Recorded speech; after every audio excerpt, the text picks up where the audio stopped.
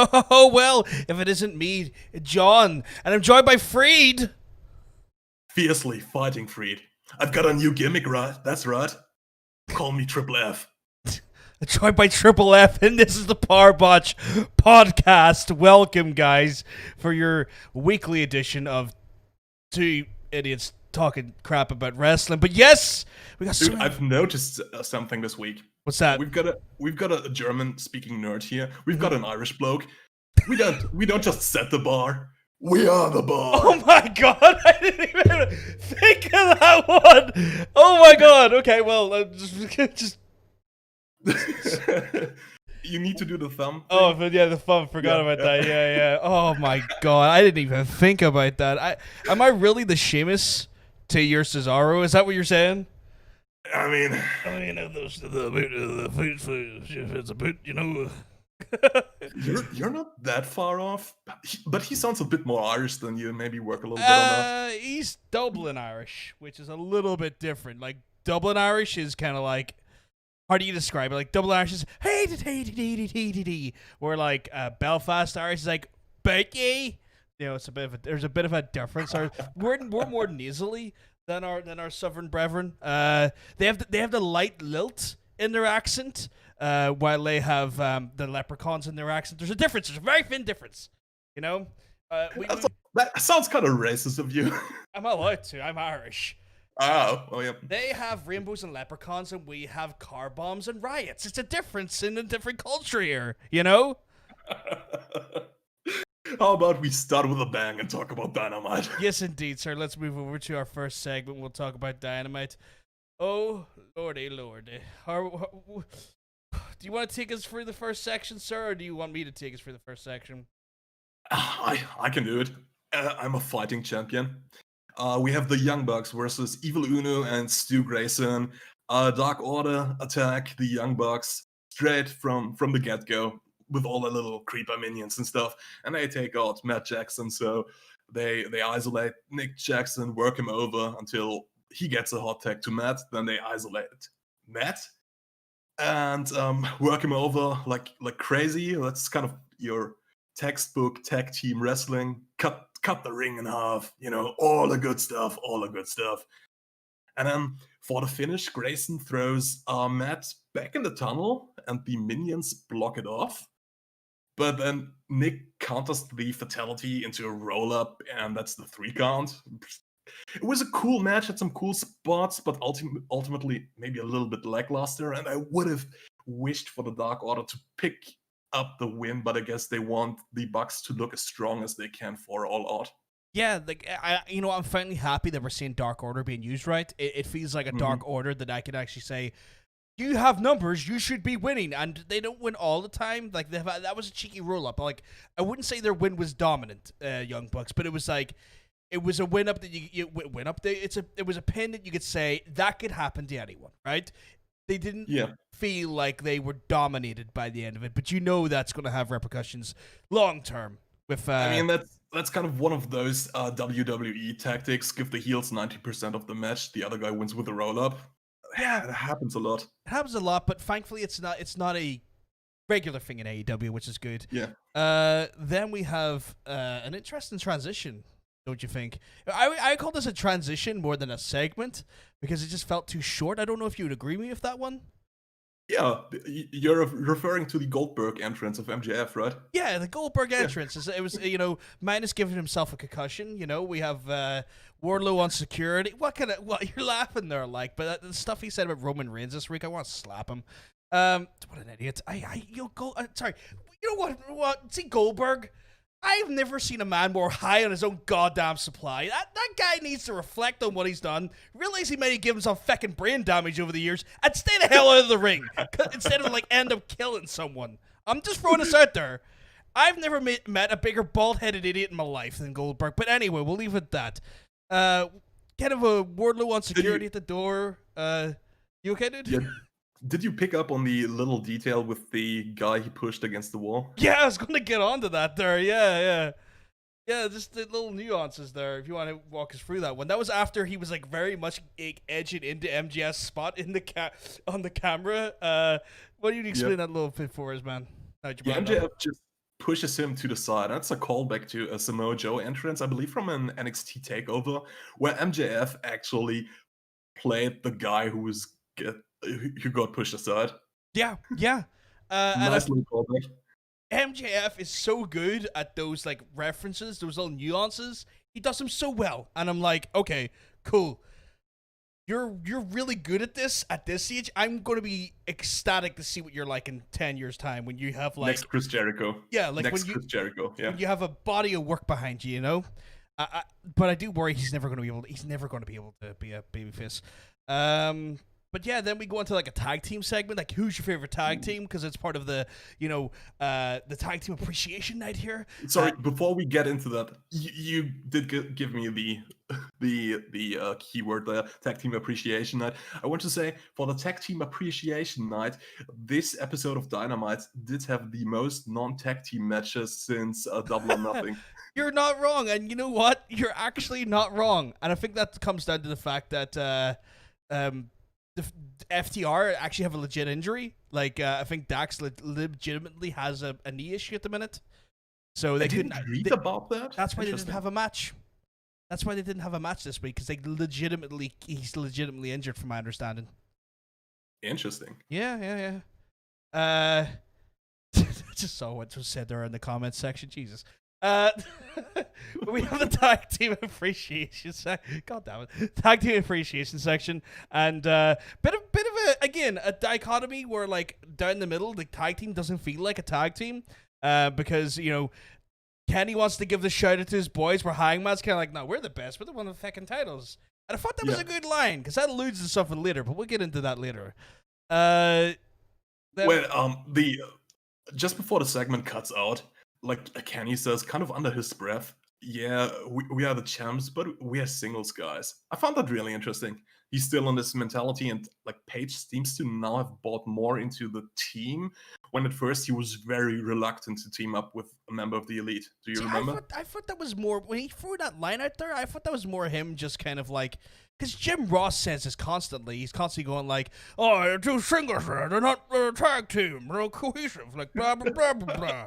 And he constantly says that there, and I thought that was just kind of Kenny having like a little rib at like JR a little bit. I didn't think of that as like a, I didn't think it was one of those situations where he was actually trying to weave a storyline in there. I thought he was just being a cheeky man. I think it's a little another like tiny little step towards their eventual downfall. Yeah, and we'll get into that. The crowd's trying to get themselves over freed. We should take their signs off them. There are no crowds right now. It's locked on. TNA locked on. Don't worry, we'll get those virtual crowds out there. It'll just be Justin in every seat, just multiple feeds of it. But anyway, we have the MJF address. Do you want to take us through that, Mr. Freed? Do I? That's what I'm asking. Well, if you want me to, I'm more than happy to do it. If you want to take it, I'll let you take it. Now I want to do the next one. You can have this one. Okay. So basically, before he starts his speech, we got MJF. We got the speech. He's talking about his normal hashtags. The not my champion, the MJF 2020. We see the same stuff we've seen before. We're seeing polling. We're seeing percentages, ridiculous percentages, may I add. We're hearing the same verbiage for Dictator John, and that he's going to be there for us because it's MJF, and he's always there for us if he's not taking our money to tell us we're a stupid idiot. But it's one of those things where, the idea that he makes these MJF's doing this thing where he keeps like breaking the wall, and he's kind of breaking the kayfabe down, and I don't know if I like it or not yet. Talking about like John not happy unless you're sitting up looking at the lights and stuff, and then proceeds to lie on the ground looking up at the lights. And I don't know how I feel about that. How do you feel about that? I feel like this whole segment took a bit too long for my liking, but I liked the storytelling he did. Like, he said Moxley is afraid of him, that's why he's not in the building, and he lies down to make Moxley more comfortable, because he can only like deal with people who lie down for him, right? Which is like, I don't know how I feel about it. I feel like I mean, it kind of plays into the story they had last week, Mox and Darby. because Mox he basically told Darby to lie down for him. Like when the time comes, you have to lie down. You don't push yourself further. I didn't see it like that. I saw it as him trying to just be kind of like, oh, I'm gonna fucking appeal to the smart marks and the internet crowd. Both. Yeah. To me though, I feel like that stuff needs to be like nuanced and like very carefully dropped in little grains. I don't want a WCW 20 in 2000. I don't want like Kevin Nash coming out going, I'm going over Scott tonight. I don't need that crap. I mean, you can see it like in a real fighting way as well. Like take dogs for example. What do they do to signal that they're not a threat? They roll on the back, right? So MJF is the barking dog who's lying on his back. Such a weird way of taking it, but I see what you mean. Like the analogy works, and it's just never thought of it like that. There, then his music hits, and we got Mox. But of course, MJF has scattered his minions, pointing them towards all of the aisles, all of the entrances. He didn't think about the fact that maybe Mox will just use the door. Maybe he'll just use the Titantron. Maybe he'll come out of the tunnel, and he does. What I liked about this is MJF gives his orders through the microphone, and Mox takes his time. Mox was probably about to go to enter from the stands, but then he heard MJF and went to the other entrance. Yeah. In kayfabe terms. Yeah, there's a nice little sort of like there's a nice little bit like delay there, and then he comes out obviously unbeknownst to MJF and just absolutely riddles him, gives him one of the meanest paradigm shifts I've seen in a while. Like, last time I saw that elevation was the New Japan fight in, like, I want to say 4th of January against Mr. Lance Archer for the IWGP US Championship, which Mox is still US champion, by the way. He's not been in the promotion for like 7-8 months, but he's still the IWGP North American champion, if I remember correctly, or US champion. But you know what I really quite liked about this here? He goes backstage again, goes to cut a promo. You know what we see? And I don't know if you spotted this, but we spot a bewildered Tony Khan realizing he's on screen. And he's kind of like sitting there going okay, segment. And then he sees himself, like, and then he just sits back and just watches the show. Just watching the show from the best seat in the house. And I don't know if he was just like stirring evils into the cameraman and say, please get the camera off me. Please get the camera off me. Because the camera does shuffle away after a while, but like it's one of those ones where he's just kind of like sitting. I don't know if it's like I'm just going to watch the show from here, or can you not film me? I am not an on-screen personality. I don't know, but that was funny. I thought. Tony, I would never make this mistake. Call me. You a cameraman these days? I could be a cameraman for Tony if he wants to. You heard him, Mr. Khan. Anyway. I mean, I'm doing enough ball washing here reviewing Dynamite, so I've earned my spot. I mean, like, if you need a cameraman, Mr. Khan, Triple F's got your back, right? His sledgehammers from arms, from what I've heard and heard him claim. So he'll smash it down for you. Don't you worry.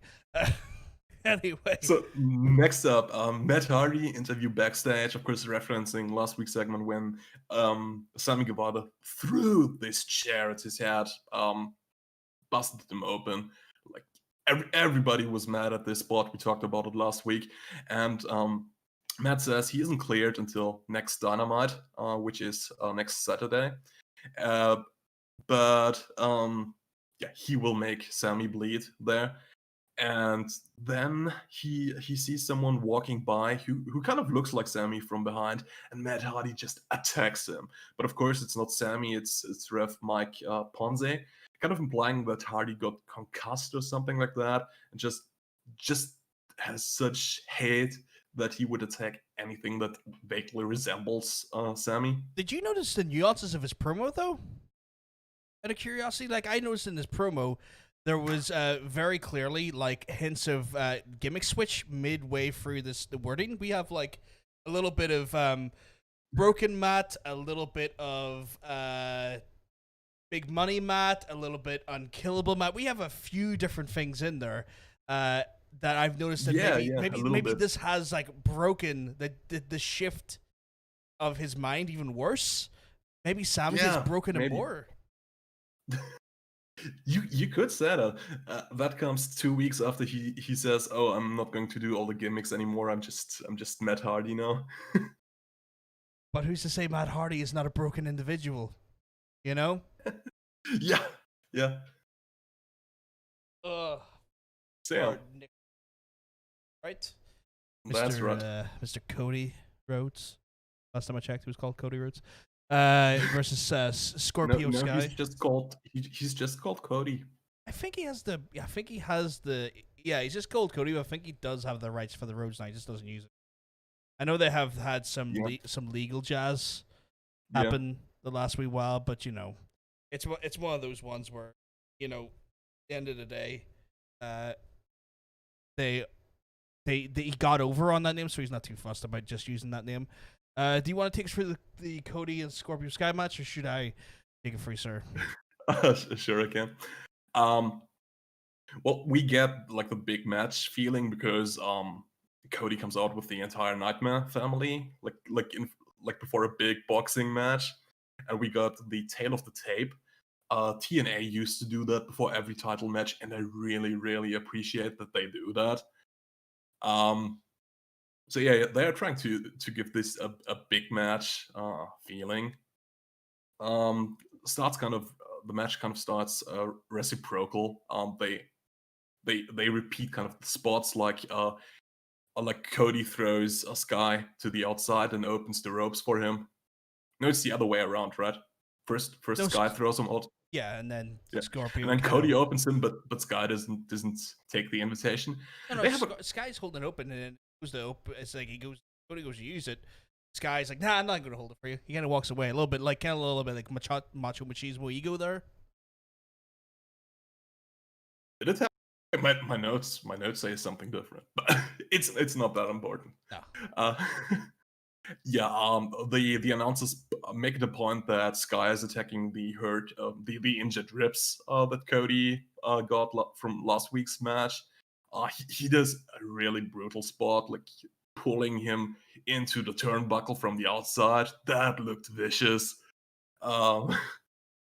He even dares to use an abdominal stretch, and if it was a Casa Supernova applying that one, Cody would have tapped right there. I'm telling you. I was waiting for that one. But like, you know what the trick is? Like, see what you need someone to actually tap out from abdominal stretch. Freed, Triple F. What you need to do? You need to whisper in your ears, going, "Oh, this is bro." If you're not doing that, then it's not going to get over. You need to do the Road Dogg move before he gives the pump handle slam. What? wait. You know what? See, as you said that there, you know what happened? I just had like was it like WXF or something like where he took on the two very like effeminate people and ended up winning the match by like double doing the shake, rattle, and roll on them and pinned both of them in like the weirdest, like slightly homoerotic way possible. I don't know why that there was. You said that there. I just remembered that like circa 2002 or something like that. Maybe let's get back to the match, shall we? Yeah, we'll get back to the match. We've got a really nice series of high spots. We got a springboard cutter by Scorpio Sky from the inside to the ramp, and this bump hurts Sky. This is a brutal bump to take. Not for Cody, easy bump for Cody, but for Scorpio Sky, this is a back-breaking bump. Yeah, I don't think Scorpio Sky's used to doing these types of things where Cody's kind of like, I'm fucking break my back doing this. I don't mind. I mean, it's kind of, it looks impressive, but he should have done it from the ramp to the inside of the ring. Would be the same visual, but it would be a lot safer. Yeah, 10 times safer. But yeah, so now Sky's back is hurt. Cody's ribs are injured in kayfabe. We get a superplex by Cody, but Sky with the inside cradle for the 2 count. TKO counted into Crossroads. 2 count, but Cody never puts away an opponent with just 1 Crossroads. He really needs his second finisher, his ultimate finisher, because Crossroads isn't really the finisher anymore, is it? Yeah, it really isn't. Like, he's really devalued. I don't know if they've done this on purpose, but he really has devalued the finisher, and I think he's done that on purpose, and I don't know why. Like, what is he planning on bringing out here? Was it last year's against Spears where he had to use 3 or 4 crossroads? Yeah, stuff like this.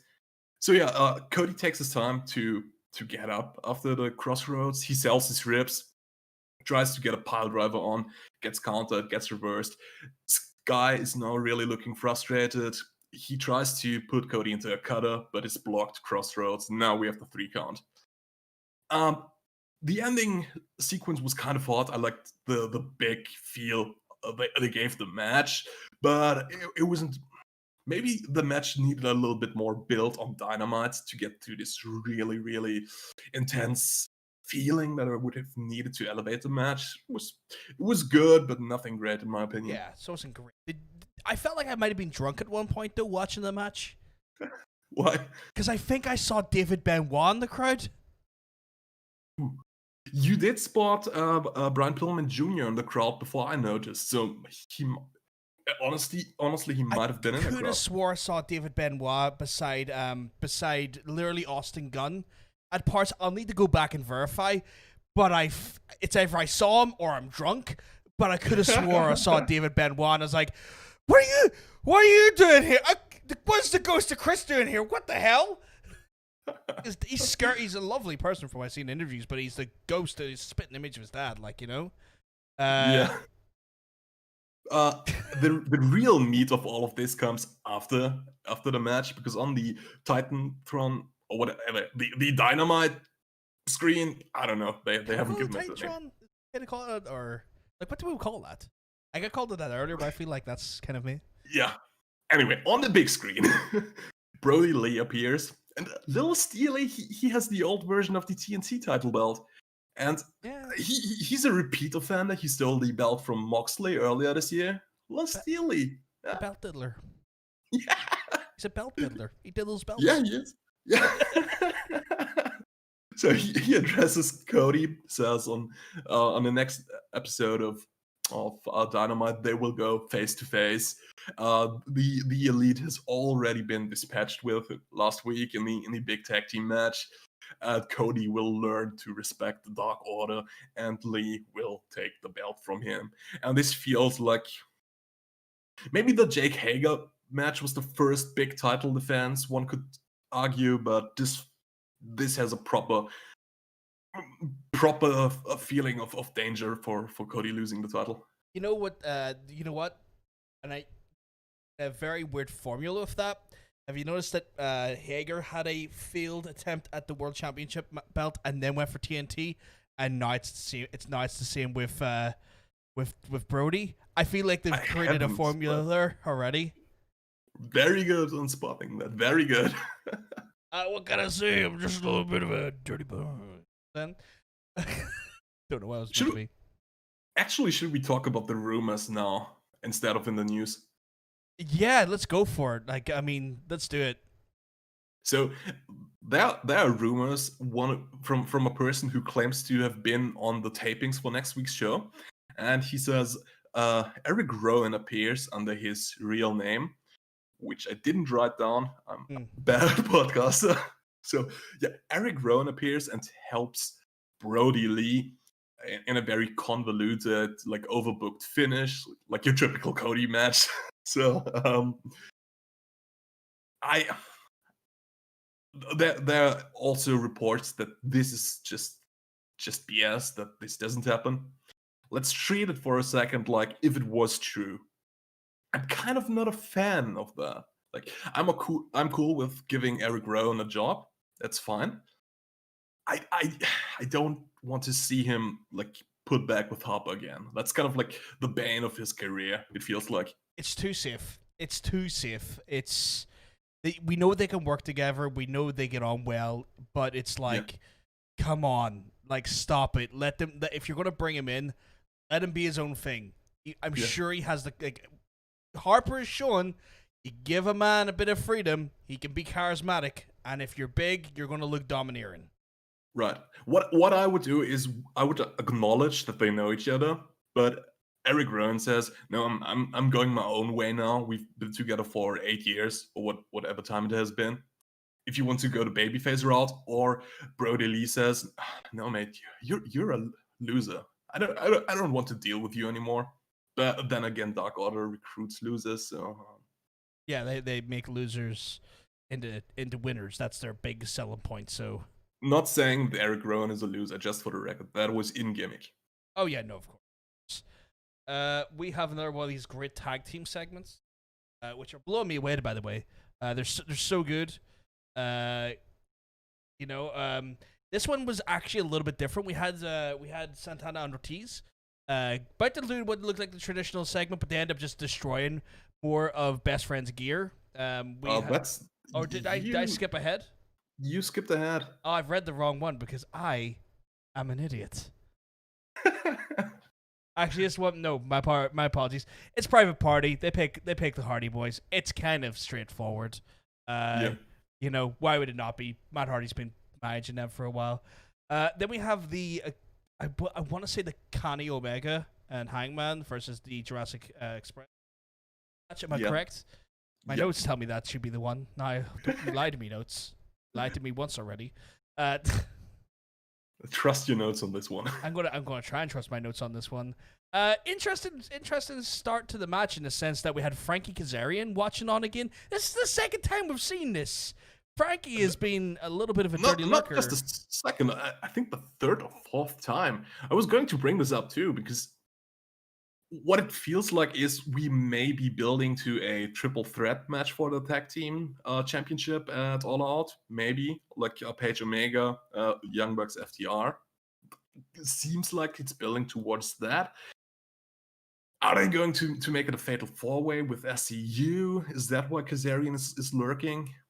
That's what I'm wondering. What is the end game of this having him here? Like, don't get me wrong, SCU's great, but I don't understand what they're doing here. It's just him kind of looking on, almost longingly and sometimes a little bit cheekily at them. It's like,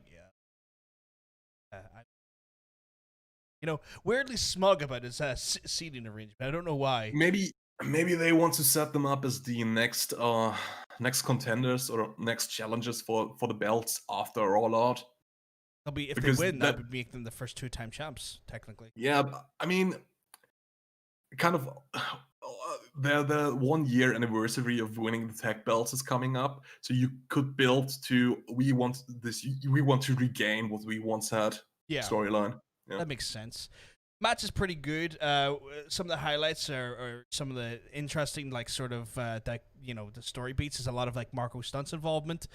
Kenny's still giving him a little bit slaps here and there, playing off his anger and whatnot. But we see Marco Stunt come into play for a few different things, especially when Luchasaurus grabs him and basically bench presses, throws him into the lads outside of the ring, almost using them like a weapon. But we also see aspects of Kenny just treating him like trash, with like snapdragons outside of the ring and all as well. Like, Kenny clearly hates Marco, which we're starting to see here. Which is like, I feel like that's building toward like a little mini feud there, which is an interesting little one. But decent match. You know what? A lot of heavy hitting from Luchasaurus. He looks like an absolute beast. I'm loving what he's doing. We have some great hits from him, and that choke slam into like the backflip, or what would you call that flip he does? Like, oh, well, you know what I mean. Anyway, it's a great move. It's a great sequence of moves, especially when you're seeing someone like 6'2" do that type of move. I'm like, what? But yeah, like, kind of predictably so far, we get a last call and we have a win. Kenny and Hangman retain, because as good as Jungle Boy and Luchasaurus are, I don't feel like they're still on the level yet to win those titles. Although there has been a lot of speaking that apparently Jungle Boy has a big push coming soon, because they think he's a big star, and I would agree. But yeah, definitely. But for now, still doesn't make sense to have them as champs. So kind of a predictable outcome. Then we have the ill-fated segment I was going to talk about, where we have Proud and Powerful, who just don't even pick their favorite tag team. They just end up destroying Best Friend's gear. Lots of bleach, which was interesting, and then laughing at the idea of apologizing. It's like, I think we're going to apologize, and then they say some derogatory language that I'm not going to repeat. And then we have like another one for Butcher and Blade, and they pick the Road Warriors, which is, I think, makes sense. like Road Warriors, known for their big power tactics, big brutal hits, and stiff approaches and stuff. So all good there. Then I wonder if they would have picked the Dudleys, because that's a good fit too. But maybe they can't. not be able to. They can't say the Dudleys, I believe, because that's trademarked by WWE, and Team 3D might be trademarked too. So how else would you refer to them? Team 3D would be trademarked by Impact, but I don't think Impact would be too upset about that. Yeah, I mean, I don't know.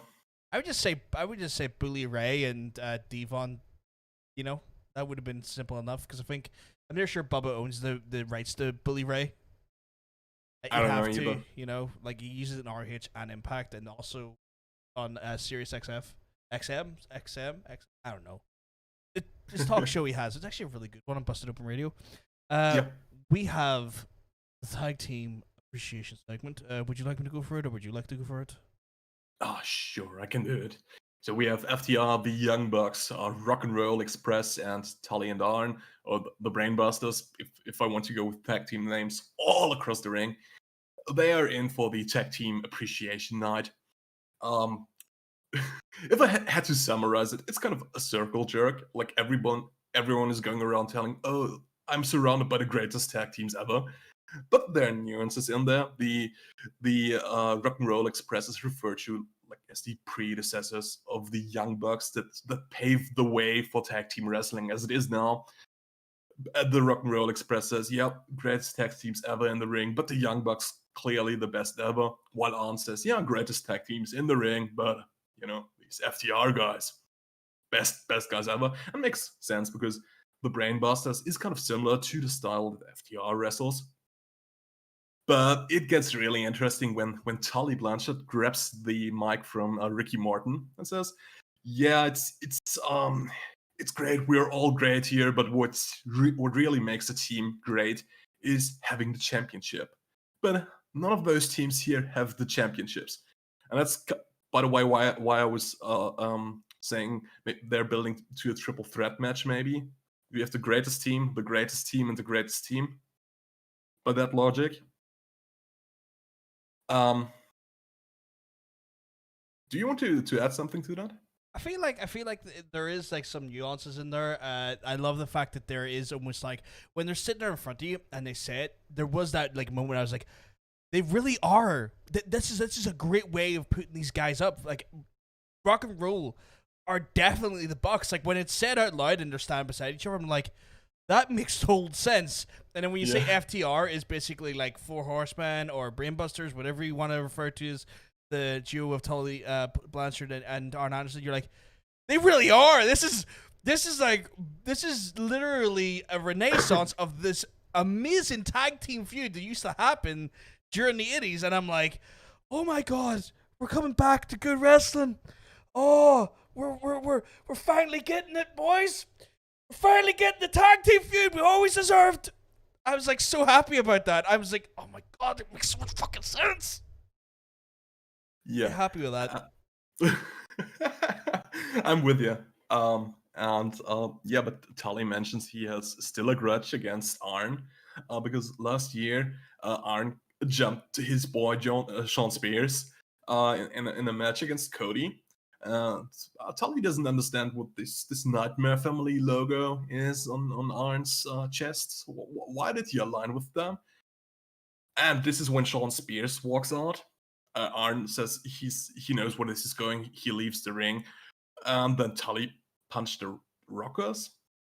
It says the Rockers punched Tully in my notes, but Tully did punch the Rockers. Punched Tully first. Okay. Which I thought was interesting. Like he just socked him one. I was like, whoa, okay, Ricky. Okay, we're going this way, are we? Okay, let's go. Yeah.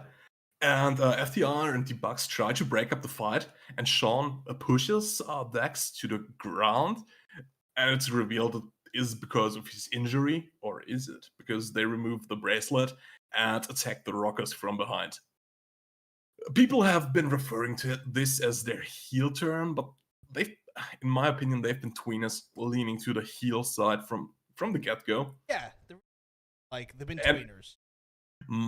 My interpretation of why they attacked the Rockers and not the Young Bucks here is still what I mentioned initially when they were signed, like they want the Bucks in mint condition for their eventual match. They won't attack them before that because they won't give them any excuses for that. So they attack the closest proxy, the Rock and Roll Express, which has been set up as like the predecessor of the Bucks.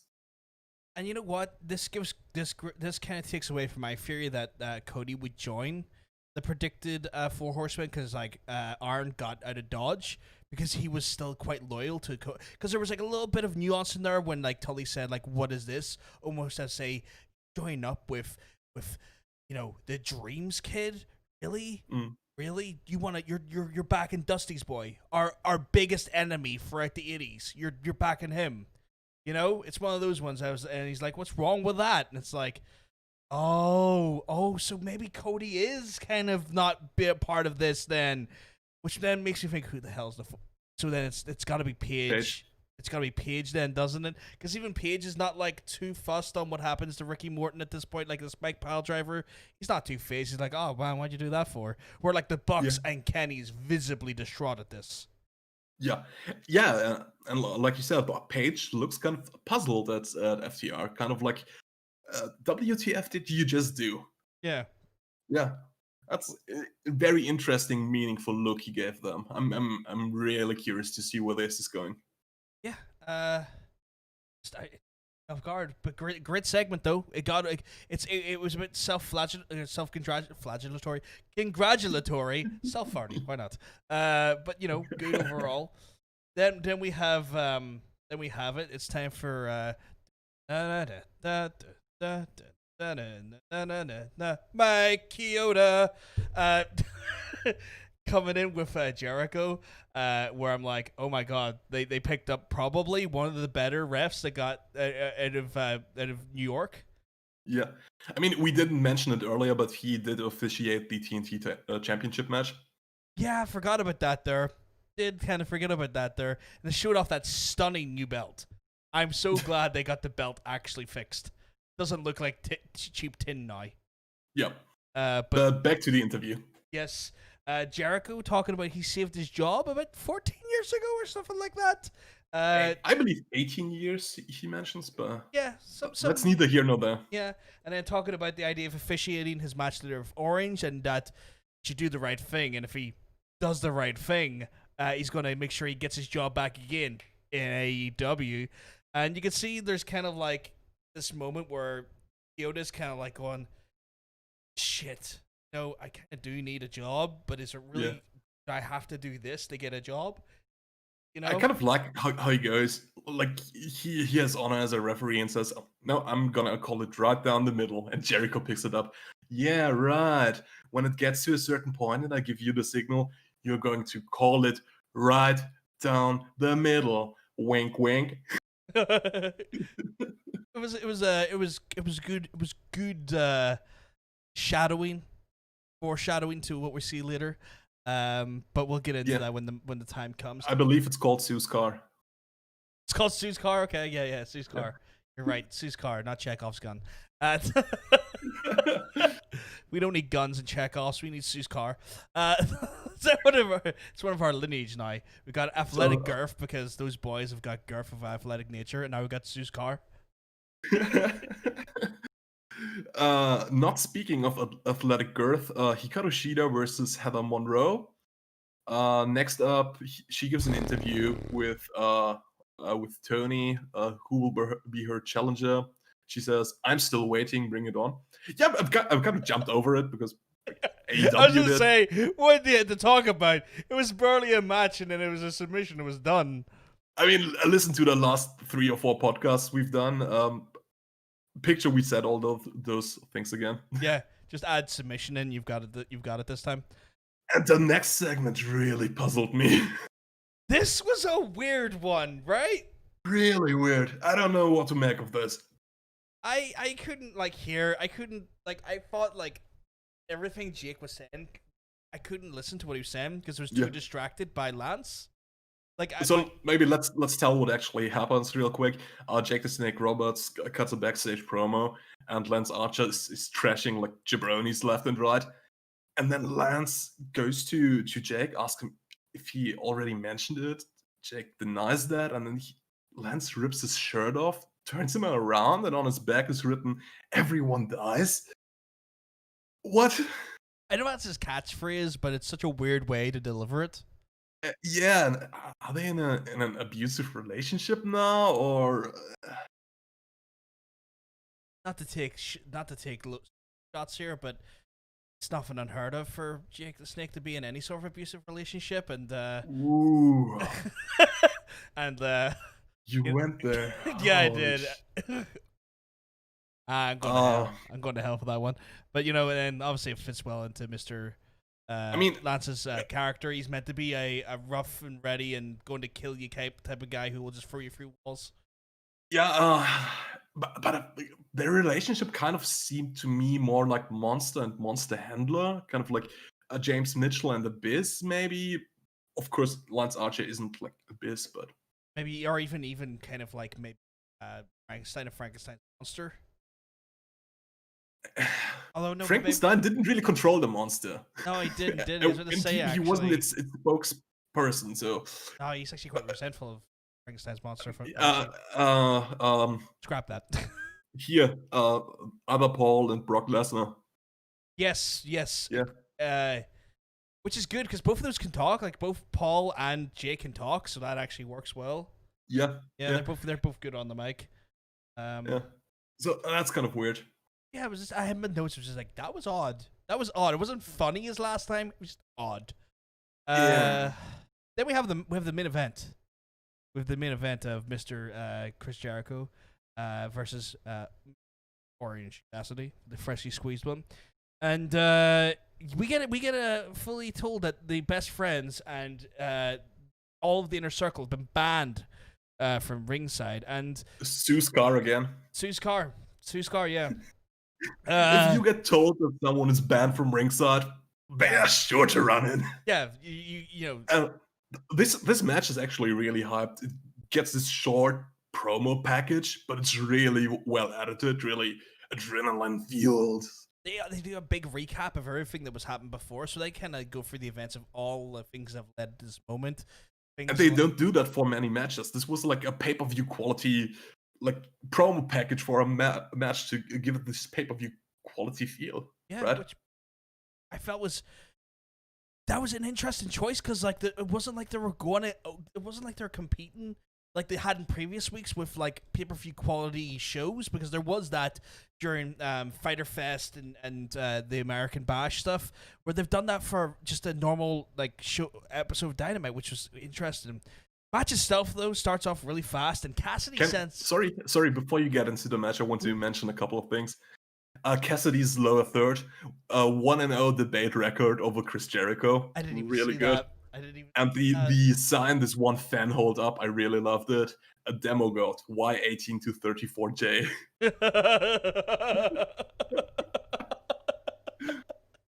Sorry, that's all my stuff. The match is yours. Okay, God, but like yeah, the match starts off fast. We have Orange, unexpectedly, taking massive control from the get go. Like he was hammering into Jericho. Like Jericho was really on the back foot for the first part of the match. We're seeing like him getting through from pillar to post. We're seeing just lefts and rights going in. We have a hands in the pocket dive from the ring and from the top of the ring post outside. We have like we see all this mad action happening, but then finally like Orange goes to do it a Superman punch, but this is where Jericho then takes his heat back and gets that big boot in the face and just kind of stops him dead in his tracks. We start seeing some springboard kick that sends Orange flying outside of the ring, showing Jericho's still got a little bit of athleticism, even though he's approaching the demo that he is outside of the demo that he's a god of.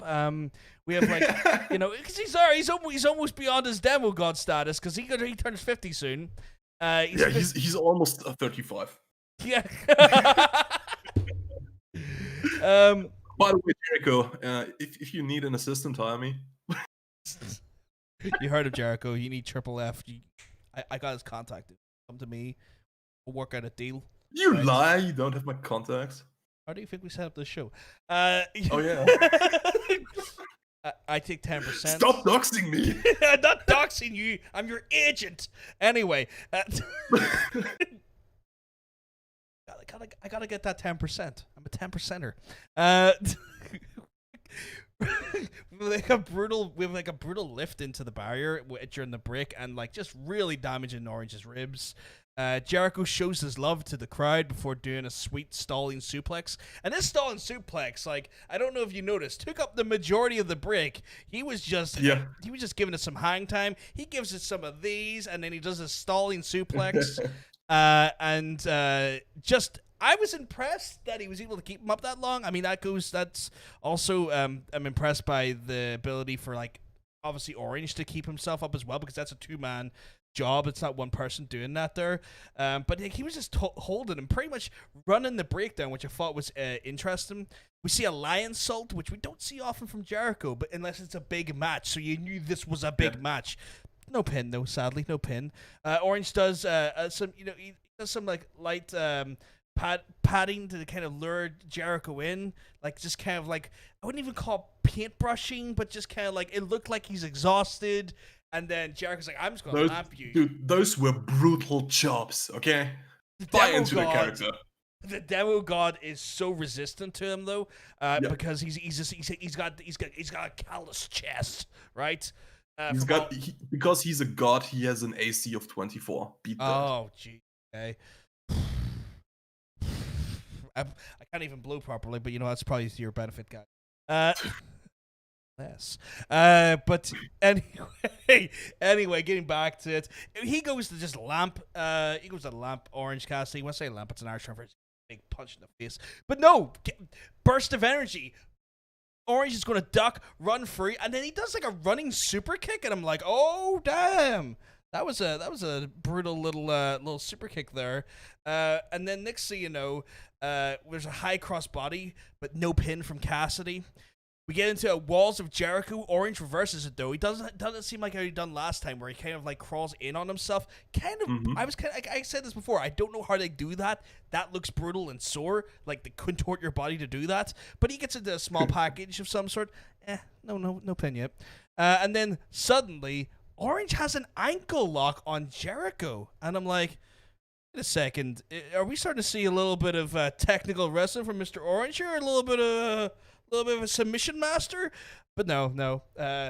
Jericho manages to get out of it, and then Jericho goes for the super suplex again, but Orange reverses it into a cutter, which I was like, okay. We're starting to. This is starting to get into the high end of the match. We're starting to build up this. We clicked into fourth gear. We're ready to bring it in. Then we see a code breaker from Mr. Jericho, but no pin because the code breaker anyway put anyone away since 2012, and then. We have Floyd getting introduced, and this is where Sue's car comes into play, where he's telling Mike Chioda to call it down the middle now, call it down the middle. He's gonna smack Orange with Floyd, but Mike Chioda, being the stalwart of fairness, turns around, grabs the bat, absolutely chucks Floyd out of the ring. And then Cassidy tries to do a roll up again, get that swift, catchy little win. Sadly, no win because the pin don't get the free count. Then we have a Superman punch, but out of nowhere, Sue's car comes up to again. We have Santa and Ortiz and best friends come out. Literally, Sue's car is actually involved. And then we have Hager jump into the ring while everyone's distracted by the chaos that's going on at the outside of the ring. Hager comes in. Big, brutal slam. We're thinking, oh, damn, this is hard. Mr. Orange loses. Oh, no. He's getting screwed again. But as everyone gets out of the arena, there's a pin, but no win. We're like, oh. Then suddenly we have like this really weird mousetrap pin is what it's been referred to by the guys on commentary. And which Jericho botches. He tries to. It looks like he tried to knock out or push or like get in of Mike Chioda and push him over, but it doesn't work. He gets the weird mousetrap pin in, and we have a win, and Orange Cassidy wins the match. Thus, Yep. thus ending the feud, maybe? I don't know. Like, is this the end of this feud? Mike Tyson tag team match at All Out. That's what the rumor's been. Please not. Please no. I don't want that. Yeah. Overall, I'd say that's a good match. I would give that a bit overbooked. bit The overbooked. finishes. Yeah. 3.5, I would say, for my end. For the entire show? No, for the match. Oh. Yeah, maybe that's fair. Yeah. Overall, what do you think of the show?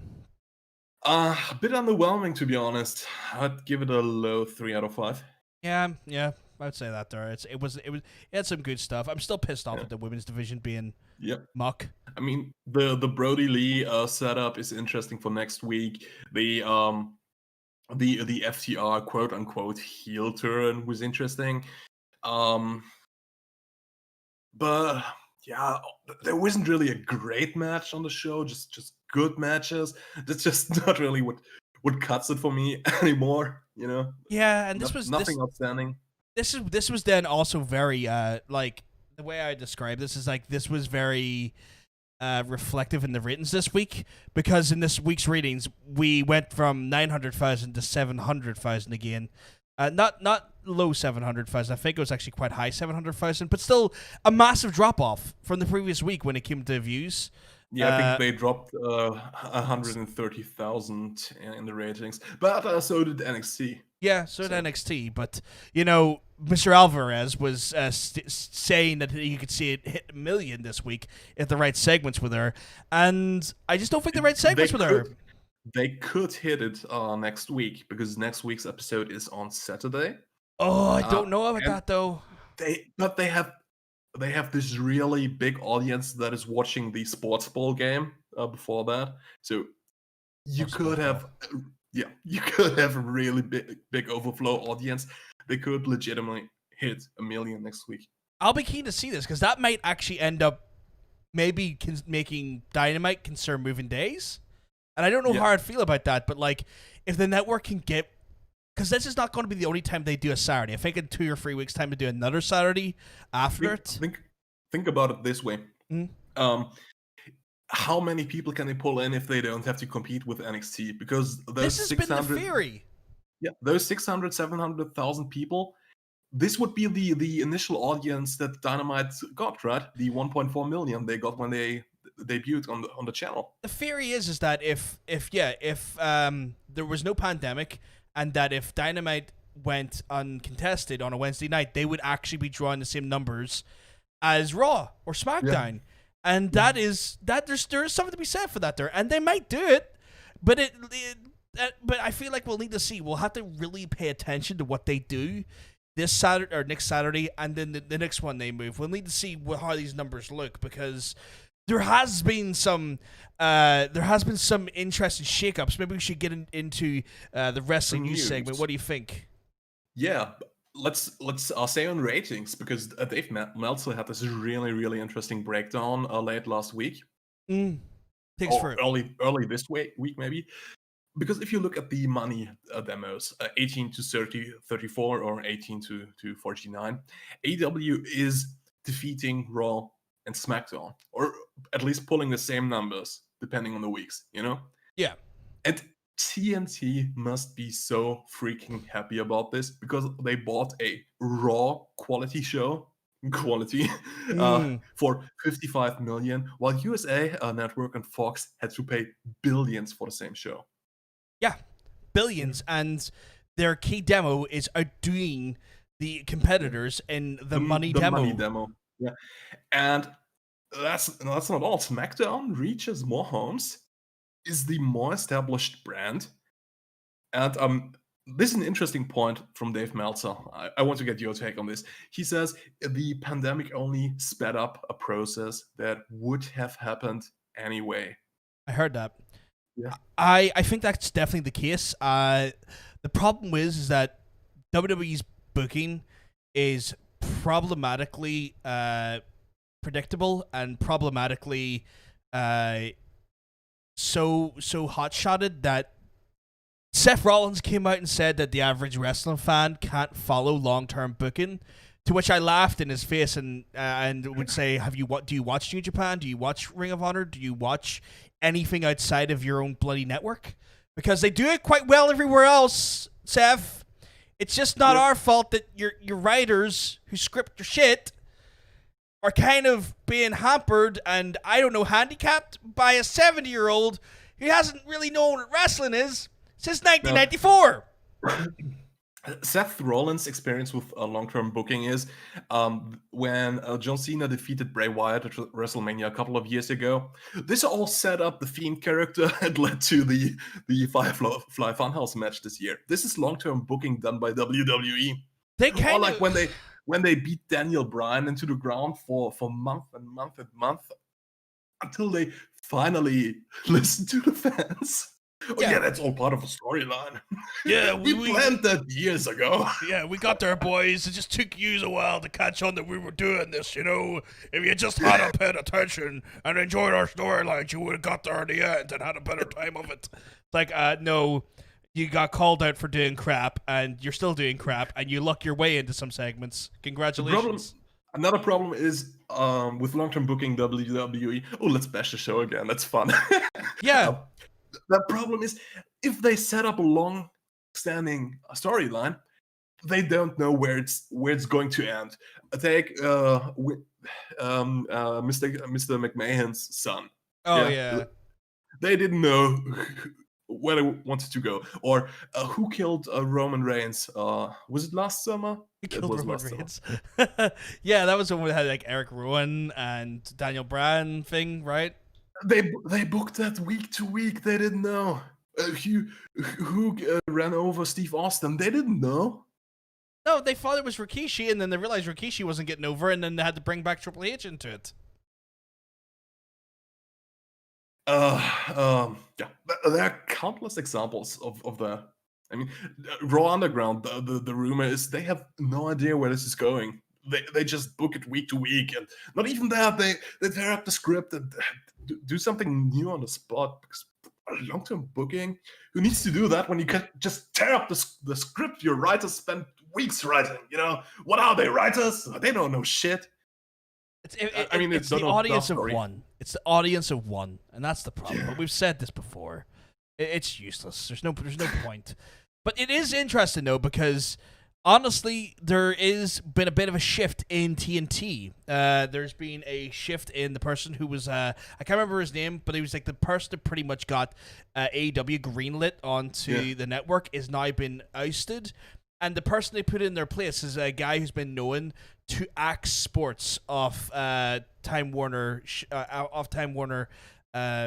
specifically combat sports off Time Warner channels, such as the boxing off HBO and stuff. So there has been some fear of that there, but I think that the money demo stuff is going to be hard for him to explain and take off TV. Especially for the price they paid. I think they're safe. Yeah, I think they're safe. I think it's a situation where, like, if he tries to axe it and try to say, oh, blah, blah, blah, they're going to say, it's making us money. How could you justify that?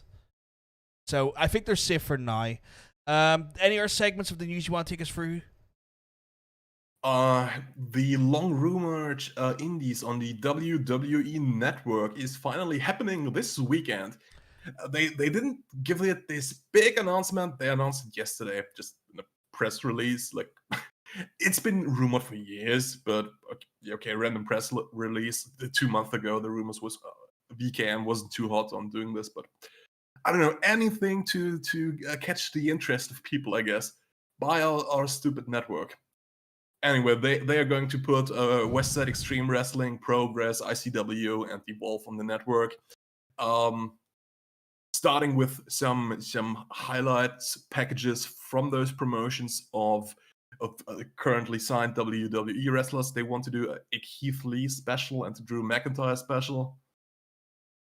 So that's how they're going to start. And eventually they want to put the whole library up there and stream current events. Just think we're gonna see Will Ospreay in WWE. Who would have thought it? Yeah. I mean, like, he done enough matches for Progress and stuff, so there's definitely a catalog of them that they can use there. Anything else, though, sir? Anything else you think has sparked your interest or think is a good thing we need to talk about? We spoke about the Eric Rowan rumor.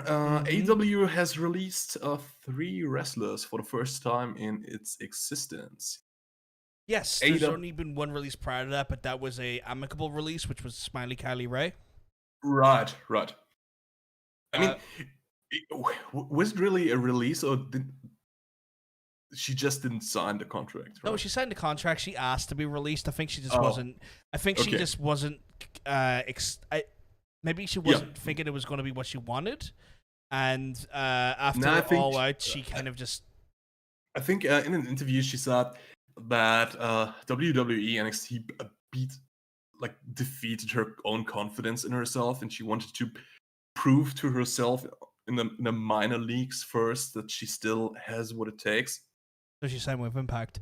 At least that's what I've heard. I might be wrong on that. Maybe, but she signed with Impact though, which was interesting. Which wasn't too long after a release. But they have a fantastic women's division, so it might be a smart move. They do. It was probably the smartest move she could have done at this point. Now looking at AEW's women's division. Yeah. The other releases, though. Speaking of women, AEW released 2 women. Yeah. At a time where they could use them.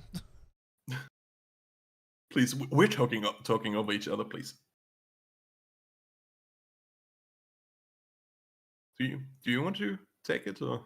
Oh, no, take it, sir. You go ahead. Okay. They did release Bea Priestley and Sadie Gibbs. Reason being they can't be on the show and probably won't be for the foreseeable future because they're stuck in Britain. Yeah. Then again, Peck is still in Britain, and he's still got a contract. Maybe his name has just too much value for that. That's the thing. Like, he has big time exposure outside of AEW, where B, while it's massive in Japan and Sadie Gibbs is big in the Indies, it's not sadly Pac levels of a draw, and that's not their fault. You know, like AEW was meant to give them the platform to do that, but obviously circumstances outside of everyone's control of the pandemic, obviously forced them that they couldn't be there as regular as they want to be. Plus, I think when the pandemic wasn't there was a lot of commitments that B was doing with Stardom and whatnot, because I think Stardom was the promotion she still is working for. So that's the risk with these multiple signings, if you know what I mean, across the waters and whatnot. When it's one of those things where it's almost like you kind of need to commit to one and do the other as a per appearance thing, because it's clearly not going to work if you're trying to sign 2 places. I mean, when the whole pandemic, when it's a lot safer to travel again, maybe they will try to sign them again because they are talented women, and AEW needs a stronger female division. The only thing I will say, though, is that B did have some backstage heat, if I remember correctly, with Dr. Britt Baker, because how stiff she was. Wrestling that Japanese style is a bit stronger and a little bit more stiff, so there was a little bit... Oh, that's why they call it strong style. Yeah. I don't know if you're just being pedantic there. And I was going to say, really? You didn't know that?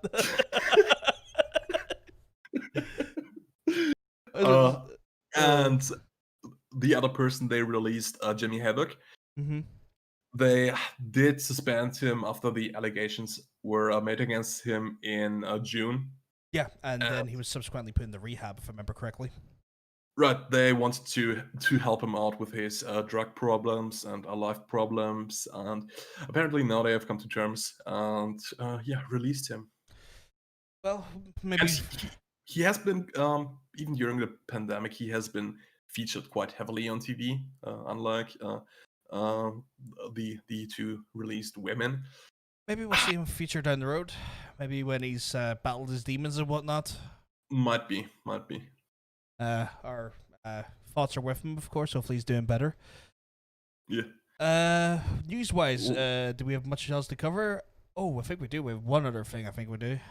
Yeah. Are real fans at AEW, real in question, in quotations again, apparently friends and family of staff have been there, and about 150 of them, their temperatures have been checked, and they have been kept far enough apart from anyone at ringside who has been tested. Yeah. So that theoretically, no spread should happen. They had to wear face masks, and security did enforce that. That's the report. People in attendance said they felt like this was kind of a test run for allowing real fans into the arenas again. Yeah, which makes sense because they're like America is trying to slowly open up its entertainment mediums. Like in the news, we're seeing like cinemas, like AMC and whatnot, trying to open up cinemas in America with like limited capacity, like 30% screen showings and stuff. So I feel like, and then we also had like Bozzy do the Sturgis show and stuff, which it had its own massive amount of backlash over. So this is sort of in line with what we're seeing from America in relation to kickstarting its gig and entertainment economy again. Do I think it's the best idea? No. I think this is still too. I think it's still too unsafe to be doing this. But not my country, so I can't really have an impact on what should be done. But all honesty, I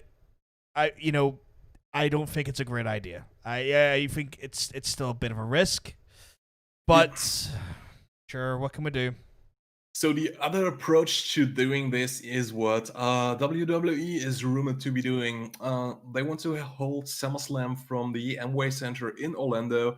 Reports they want to continue doing tapings from there after the pay-per-view, and apparently they are playing with virtual fans at SummerSlam. That's the report. Just a whole crowd full of iPads and faces. I mean, I feel like there are examples. The American Baseball League does it. I've seen videos of football, proper football, with virtual crowds, and I feel like they look okay as long as you don't focus on them. And a wrestling crowd is different from a sports ball crowd. They are much closer, and you want to kind of get the crowd reaction shots and stuff. It's the noise as well. Like you need that like the audible noise feedback on like if an angle is going over or not is so important, and I think a virtual crowd might be missing that. Yeah, but WWE will pipe in the crowd sound anyway. If it doesn't matter if there's a crowd or not, they will do it. You're not wrong. I just wish you were wrong. I know I'm not. You're not, but I'm really annoyed that you're not wrong. It's like, oh, look at that there. What's that? A really boring segment. Oh, I was like, oh, that's. Remember the greatest match? They were proud that they had a piped in crowd noise because they wanted to give this big match feel, and you needed a crowd reaction to have that. Nobody was there, and you know it. Yeah, I know it. It's like it's not. When they cried sweet and stuff. I could have swore I heard AEW do it a few weeks ago as well, and I was like, no, don't do that. Don't do that. Yeah. That's so weird, and I don't like it. Just me getting angry again. But yeah, like I think it's an interesting choice. Whether remains to be a one that maybe gets viewers back in, especially considering Raw and SmackDown's demos are not being. Like, I mean, they're getting their averages back up. It's kind of like a seesaw at the minute. They're kind of going up and down when it comes to their average viewers across the 2 to 3 hours. But like the demos are, big oof. On that side of things. So should we premiere our new segment now? Yes. If you want to introduce the segment, sir, go for it. Okay. This is going to be a YouTube clip, so this is the intro, podcast listeners. Sorry. Well, Monday Night Raw has been trying out new stuff to grab the attention of the viewers. And one of those new toys was Raw Underground with Shane McMahon. And, well, the reactions have been so-and-so. They have been mixed, yeah? So we thought to ourselves, what would we do with the idea of Raw Underground? What if we could book Raw Underground from the get-go? And yeah, so we're fantasy booking Raw Underground. This is the segment. There's nothing more to it.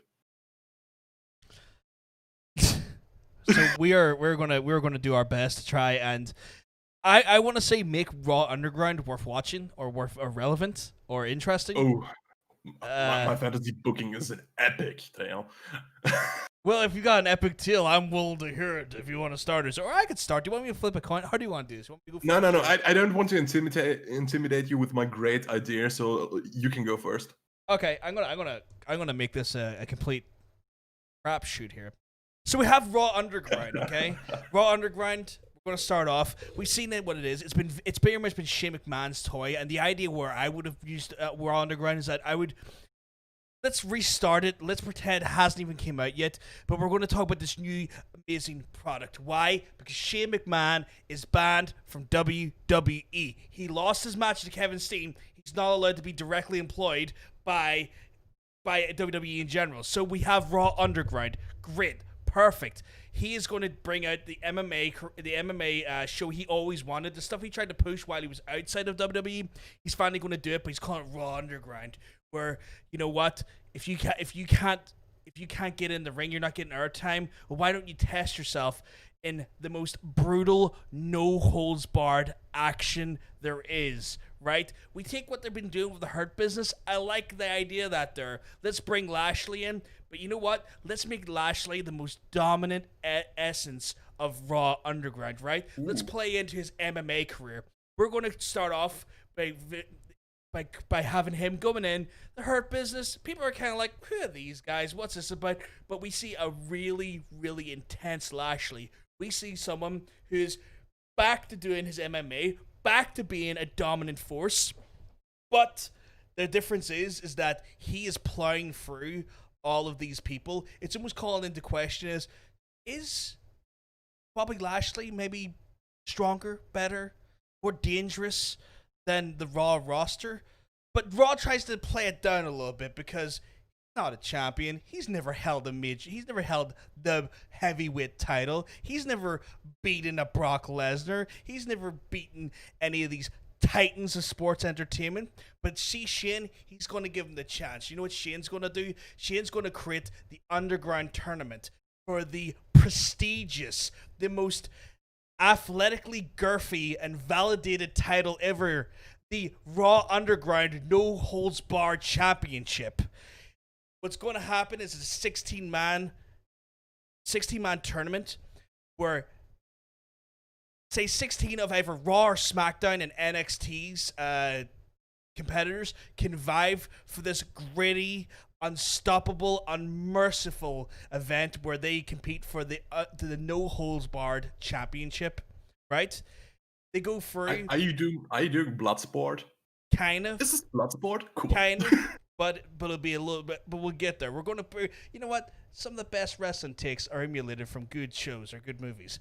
Anyway, what we have is that Lashley starts letting out his octagon experience, and he is just going at it. He is doing arm bars, he's doing coquina clutches, he is submitting and breaking bones. People like Ziggler, who actually have been kind of focused on the Raw Underground, they're going in there, they're doing well, but as soon as they come to the dominant force, which is Lashley, well, you know what? Still not good enough.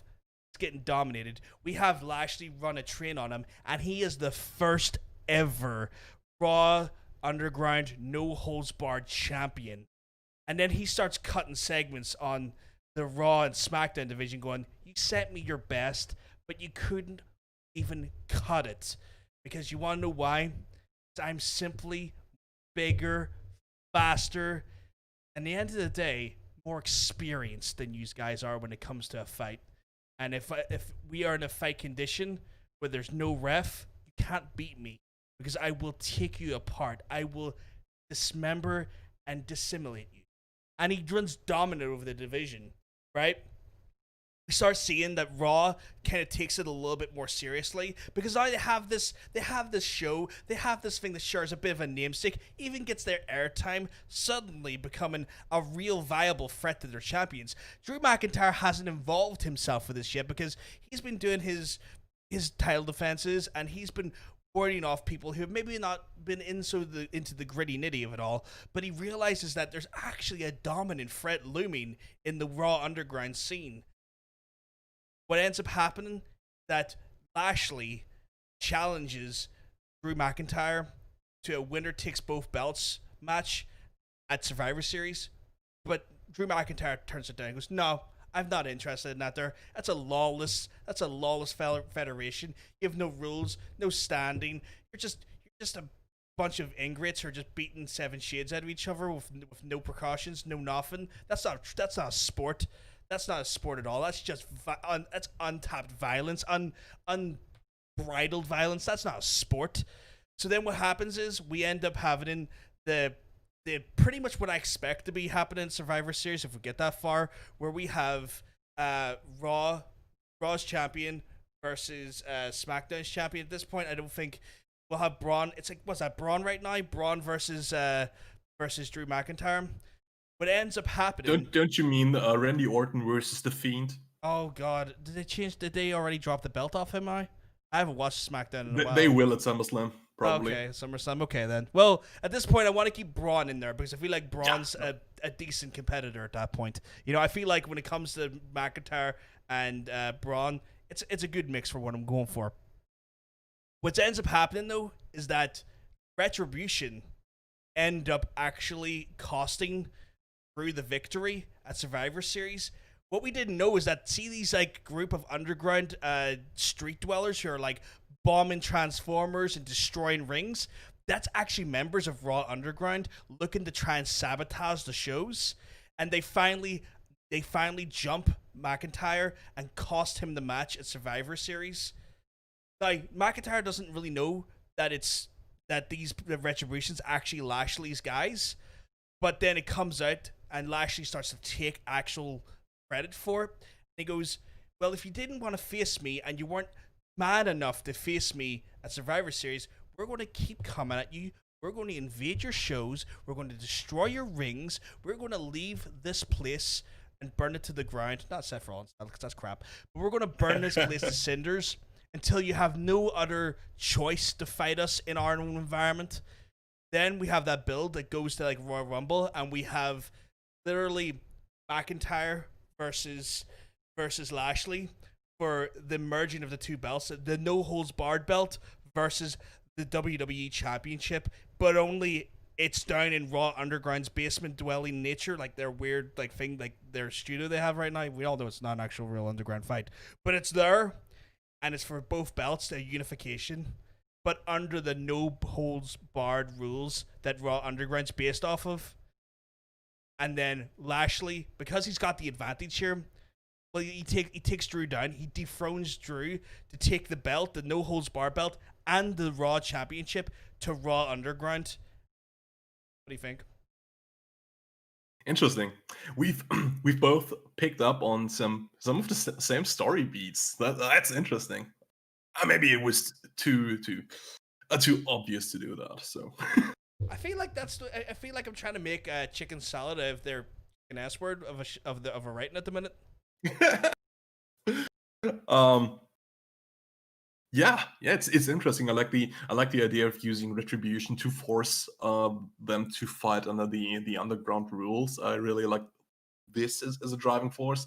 But then again, you would like stop putting Retribution on TV now. It feels like they have to come in later for your story. Yeah, we kind of stagger. My idea is you stagger them.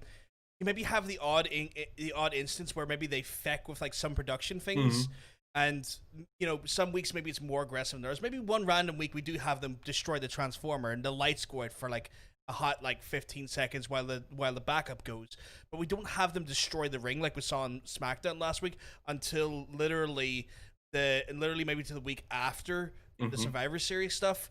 But we have them kind of looming there, but no one really knows who they're about. But just have them kind of like, remember what Aces and Eights did in Impact? Have them do that there, but let's not over egg that omelet. Let's just let them have them be there and just cause enough random havoc to do something there, and maybe even kind of when you're showing during the tournament, even show them standing in the background of some of the matches, not in a big group, but maybe two members here, a member over there. Have them carefully peppered in to the segments and let the viewers catch on that these, and make sure like let's make sure that their branding or like their uniforms look unique enough that you'd spot them at a glance, but they wouldn't stand out like a sore thumb. You know, let's pepper them in. You know. Mm-hmm. I like it. First time I tried to book something. Yeah, let's sell that to WWE, unless they want to buy my idea. Okay, let's lay it on me. Okay, first of all, Raw Underground is now its own like segment. It's not we take a look back at Raw Underground. Now all of that is condensed into one like show of itself, kind of like a pirate TV station, like capturing the airways of Raw for half an hour or 20 minutes or whatever. And of course, they have a theme song across the nation, Union Underground. It just fits. Second of all, you mentioned like taking inspiration from movies. I've done none of that, so let's lean into the idea of a Fight Club. I've booked the movie Fight Club. Okay. Okay.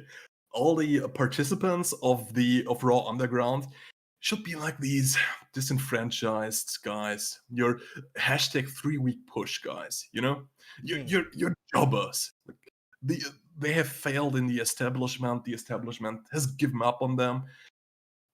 They still feel like they're worth something, you know. But the world is just not playing nice with them, and they feel out of place. They need a place to be, and this place is Raw Underground.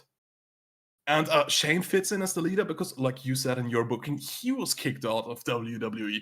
He's no longer part of this, but that's his thing. He's been doing this for over 40 years, right? Why should he be kicked out? That's why he builds this Raw Underground, like as this home for all the disenfranchised people on wrestling shows. That's the outside story, but the narrative they push for themselves is that they have created something great with this Raw Underground. They weren't pushed aside. No, they chose to go there. They chose to build this great society. It's something better than the establishment. It's not rubbish like Raw or SmackDown. You know, they're heels. They can shit on the product. And they don't fight for money there. They don't fight for any titles. No, they fight for honor. They want to show the world that they are capable, that they are worth something. And that's how I would establish Raw Underground for a couple of weeks, you know? Give it a different feel. It's pre-taped anyway, so you can use practical effects, like show a jobber get his teeth punched in, like let him cough up blood and stuff like this. Make violent, you know? They're punching, kicking the stuff out of each other. Yeah. Next thing we need, after a couple of weeks, and the whole retribution stuff that's going on right now in real life, doesn't happen. So after a couple of weeks of Underground, now we revisit the idea of the masked vandalists. Yeah, they are part of the Fight Club. But we don't address that yet. They're still causing chaos, yeah? They're destroying stuff, they're causing problems for the show. We see people on the Raw and SmackDown roster get attacked backstage, ambushed, but we never see who's doing it, yeah? Just people have rumors about it and stuff like that. And in more and more of those underground segments, we see Shane McMahon now giving these grand speeches. It's no longer just violence. No, he starts giving these grandiose speeches. But he doesn't talk like Shane McMahon anymore, like the big sweaty Shane O'Mac. No, he talks like he is Tyler Durden now. Okay, Shane McMahon would have learned how to act for this, but it's fantasy booking, so suck it. It's my show, damn it. So he's shaping his fighters into an army, like, yeah, and he plans to take down WWE, the establishment, since he cannot control it, and he got kicked out of it. Like no one will. He's going to burn it all down to take a page out of your book. He's gonna tear it all down and build it anew. His new Raw and SmackDown will be better than the then what is there now? There will be a place for all those hashtag 3-week push guys and jobbers he's got on Underground. They are worth something. It will be an inclusive place for them. So, from here on out, it's really simple. We just booked the WCW, ECW invasion angle, and it's gold 5 stars. I'm done. Just kidding. Just kidding. I would like that if you can do that, but I want to hear what you're saying here. Because I don't want to talk for 30 minutes, I only have bullet points now. Yeah. We do not make clear who is in the Fight Club and who isn't. Yeah. Of course, we have seen people fighting there, but they, like I said, Retribution is basically now part of the Fight Club. Yeah. They have the masked members. We don't know everyone who is there. And on the main roster shows, we kind of foster an atmosphere of paranoia. People get ambushed violently.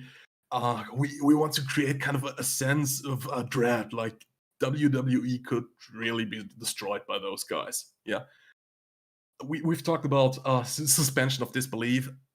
The viewers know it's a work, but like, do your darndest to make it feel real. Like, those are really invading, like almost terrorists. Yeah, in fact, that's kind of what they are. We are rebooking Fight Club here. They are terrorists. And my story would lead up to Survivor Series, because the theme of the show kind of leads to what I want to do. Like, fighting for the control of the company. We got the underground teams versus the establishment teams.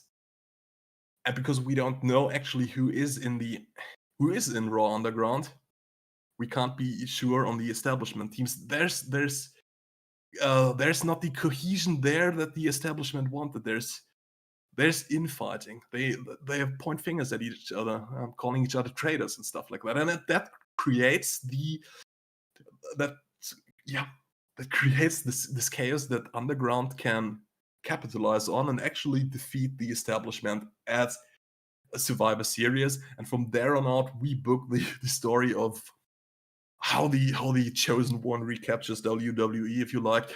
Bring in John Cena, or bring in your Drew McIntyre, your chosen one, your Brock Lesnar, or your next greatest babyface ever. This is star building, who single-handedly beats back the Underground guys and takes back control of Raw and SmackDown. This would be your Mania match then. So that's my idea of how to book Raw Underground Fight Club. I like that. I like the sense that we've got, like, it almost feels like it actually feels like an invasion angle done right, and Survivor Series is such a good place to kind of have that there, because you do have, like, Team Underground versus establishment, and I like that there. I like an invasion angle. I think that works really well. Wonder who do you put as your defectors, though. I like, as well as that there, I do like the fact that you have your defectors. Like, you don't know who's on Team Establishment, who's realistically on Team Underground, and it's like, it's kind of left to, you know, it's left to be seen at the actual Survivor Series point. I feel like that at the point of the major point of collision, that could be really good. I feel like that's almost where, like, I would assume Underground take the win at that point, because then they hold control and dominion over Raw itself. Or is it going to be Raw, SmackDown, and NXT, or just Raw? I would let them take control of the entire establishment, but I would keep it to the main roster shows, because NXT is a different thing. You can still, I think you can work around this. It's mainly the establishment that had failed them, because keeping in story, NXT was good to a lot of those guys. Like, your Ricochet would be on Underground. Yeah, you Cedric Alexander, your Dolph Ziggler. I like the idea of putting the Hurt Business there. But those are kind of your core group of Raw Underground. Mustafa Ali, maybe. Guys like that. That makes sense. I wonder, like, do you have them take over Raw, and do you have, like, a SmackDown? Do you have them, like, own Raw, and do you have them, like, fighting SmackDown, like, in, like, constantly, like, destroying or disrupting SmackDown? Not constantly, but, like, every so often just turn it up on SmackDown to do something to kind of, like, unsettle SmackDown, slowly, like almost like a war of attrition. They're Oh, taking down brand by brand, right that, up that, until that Mania. you gave me a great idea. They infiltrate Raw to such a degree that they already have taken over Raw when it comes to Survivor Series, and it's Raw versus SmackDown. And at Survivor Series, they reveal no, it's actually Raw Underground versus SmackDown because there is no Raw anymore. Everybody on Raw is Raw Underground, basically.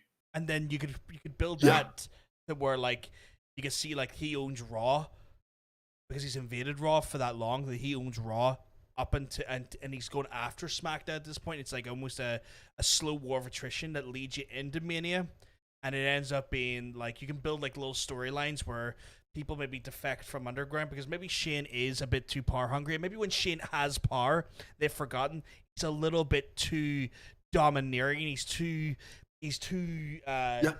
callous, and he's uncaring, and he'll put you in a firing line if he thinks he can win an inch. He'll throw your body just to win that inch, and you'd have those little defectors going to Raw going to SmackDown, going to NXT to make it for that big sort of like battle of the brands or battle for brand supremacy outside of Survivor Series, but at WrestleMania. Mm-hmm.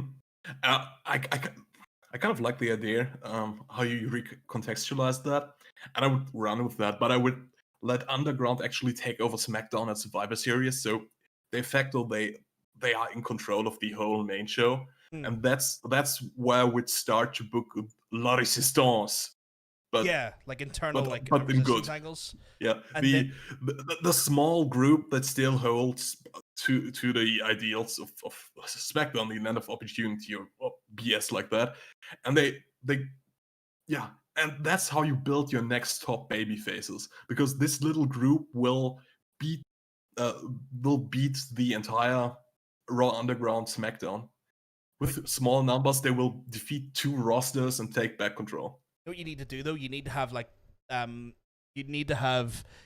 I think they really make this pop, have your announcers and all turn into like Raw Underground defectors and as well, like have them have everyone at core levels choose a side, like announcer, refs, have them all kind of slowly like build a war, and then see at WrestleMania, winner takes the universe. Battle for the universe. That could be the WrestleMania goal. Are we booking NWO Invasion right now? No, because the idea behind NWO Invasion would have worked if they had have like done it smart, where we're actually going to have NWO fail at Mania. It's actually going to stop at Mania. Yeah. Where it's like it'll be battle for the universe. Unless, and hear me out, unless it's the hottest shit ever, then they are going to win at WrestleMania. Right. And I like it, right? And then we book Hogan, right? Yeah, and this Bischoff guy. We need this Bischoff guy. Yeah. I like it. And then we have like the whole group consists of like 40 people, and then we have Underground B team. Yeah, and then that's great. Yeah, a B team, go. Yeah, and then we have the Latin American Underground, and then we have Blue Underground. Ooh, that's smart. SmackDown. I feel like we need something animalistic, like a wolf pack or something like that. Like a wolf. Roman Reigns could lead this. Yeah, like the Big Dog Underground. Yeah. I'm liking where this is going. I love it. Yeah, let's make a transcript of that and send it to WWE. Yeah. I love it. And then we're gonna take Seth Rollins, and we're just gonna have him dress up like a member from My Chemical Romance, and he's just gonna constantly go up and down zip lines with a bat. I'm digging it. Tell me more. All right, great. And then they're gonna have this part where they get this right. They bring in Cody Rhodes, right, to officiate the match between Seth Rollins and the Big Dog, and when Seth Rollins is put into I don't know, a sharpshooter, or no, better yet, it's when he puts into a figure 4 leg lock, and someone's about to count out Seth Rollins because the Big Dog is trying to screw him. you're going to have Cody Rhodes stop the band from ringing the bell. But the problem is that the referee's going to screw up the finish, and then when Cody Rhodes gets involved, he's going to be like, no, I'm not letting this happen, and he's going to drop a crossroads on the big dog, and then what happens from there is that he unfairly restarts the match for some reason. Dude, that's visionary booking. I don't know how you came up with any of that, but they need to follow that to the teeth. It's pitch perfect. I'm just riffing, you know. I have no actual like. You've got a talent for this. Yeah. See, booking is easy.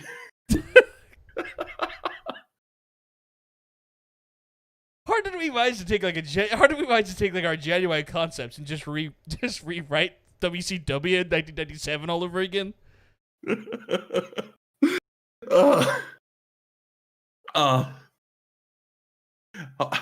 How did you like the segment? I enjoyed it. You know what? Justin in the chat has been trying to pop me all night, and he's done it a few times.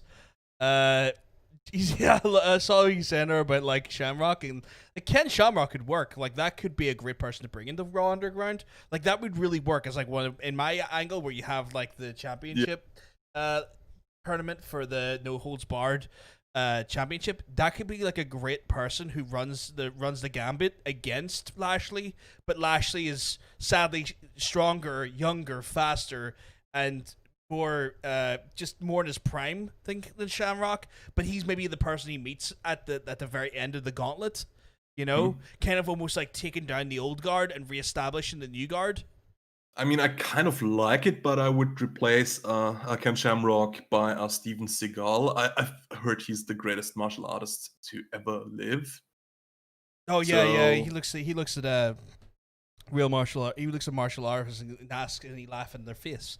Can't believe we're talking about that jackass. I like the part we said. He probably taught Ken Shamrock everything he knows. Oh yeah, definitely. Don't diss him. I like how like Justin was also asking, can you throw shitty rabbit punches during his speech? Just like he's trying to like motivate everyone's going. Did the whole thing.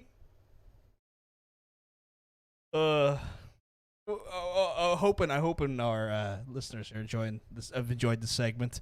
What do you think about the segment? I had fun. Let's do stuff like that again. We'll have to come back to it at some point when we've got something else to book.